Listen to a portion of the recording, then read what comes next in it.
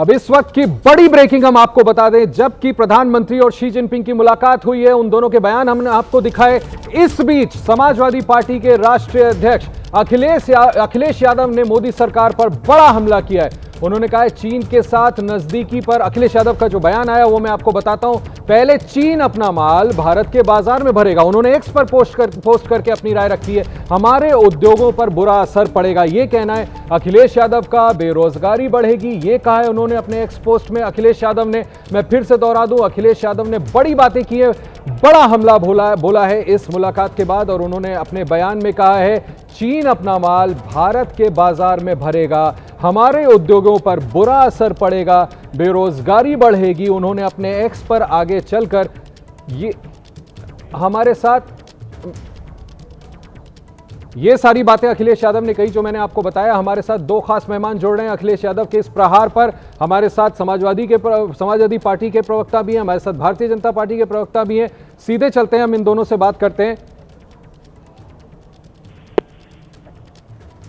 अनुराग Bhadauria Samajwadi party के राष्ट्रीय प्रवक्ता हमारे साथ जुड़े। अनुराग जी, अखिलेश यादव ने जो ये हमला किया है ऐसे वक्त पर जबकि शी जिनपिंग और प्रधानमंत्री नरेंद्र मोदी एक दूसरे के साथ सकारात्मक तौर पर आगे बढ़ना चाहते हैं, सम्मान की बात की प्रधानमंत्री ने, विश्वास की बात की, संवेदनशीलता की बात की, समाजवादी पार्टी के राष्ट्रीय अध्यक्ष को इससे क्या समस्या है? वो क्यों नहीं ये बात मान रहे हैं कि आखिर सम्मान और आत्मविश्वास के साथ एक दूसरे पर भरोसे के साथ आगे बढ़ा जा सकता है?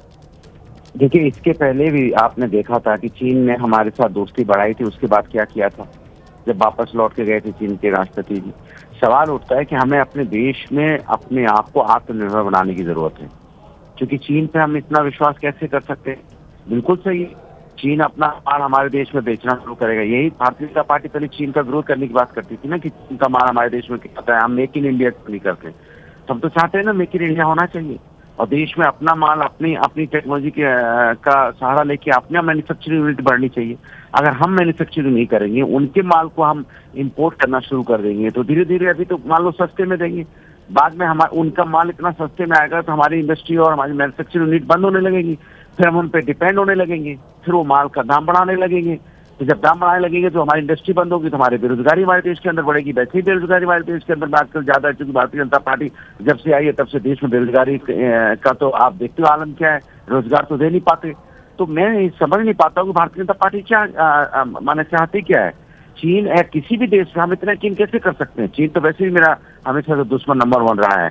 चीन पे हम कैसे यकीन कर लेंगे? वो चीन जो हमारे साथ दोस्ती का हाथ बढ़ाता है, बाद में हमारे पीठ पे छुरा भोगता है, उस चीन पे यकीन कैसे कर लेंगे हम आप? दूसरी बात, हमारे देश के अंदर में इतने भारतीय जनता पार्टी का 2014 की अगर आप देख लें तो 2014 से पहले भारतीय जनता पार्टी तो यही भारतीय जनता पार्टी तो यही कहती थी ना कि हमें अपना आत्मनिर्भर होना है, हमें मेक इन इंडिया बनाना है, हमें हिंदुस्तान की अर्थव्यवस्था मजबूत करनी है, हिंदुस्तान को अपने पैरों पे खड़ा करना है। तो हम चाइना जैसे या अमेरिका जैसे क्यों नहीं हो सकते? तो हम भी तो वही चाहते हैं कि हम अमेरिका और चाइना जैसे क्यों नहीं हो सकते? जब से आप आए तब से हम इतना डिपेंड क्यों होते जा रहे हैं? कभी अमेरिका पे डिपेंड हो जाते हैं, कभी चाइना पे डिपेंड हो जाते हैं, कभी कहीं। तो हम अपने ऊपर अपने पैरों पे खड़े होने की बात क्यों नहीं करते? अरे हम तो विश्वगुरु वाले लोग हैं, हम तो हिंदुस्तानी हैं, हिंदुस्तानी का ही तो टैलेंट पूरे विश्व में है। तो हम अपने हिंदुस्तानियों को क्यों नहीं इकट्ठा करते? अपने आईआईटीएन को क्यों नहीं जो आईआईटी पास करते हैं, जो हमारा ब्रेन जो पूरे विश्व में इतनी इलेक्ट्रॉनिक या कंप्यूटर साइंस में उन्नति कर रहा है, तो अपने इंडियन ब्रेन को अपने देश में क्यों नहीं इस्तेमाल करते? और क्यों नहीं अपने देश को आगे बढ़ाने की बात करते? क्यों नहीं अपने देश को मजबूत करने की बात करते? क्यों नहीं अपने देश में मैन्युफैक्चरिंग यूनिट बढ़ाने की बात करते? सवाल ये है, हमेशा दूसरों पर डिपेंड कब तक रहेंगे? ये मेरा सीधा सा सवाल। चलिए ठीक है, बहुत बहुत जवाब देती नहीं भारतीय जनता पार्टी।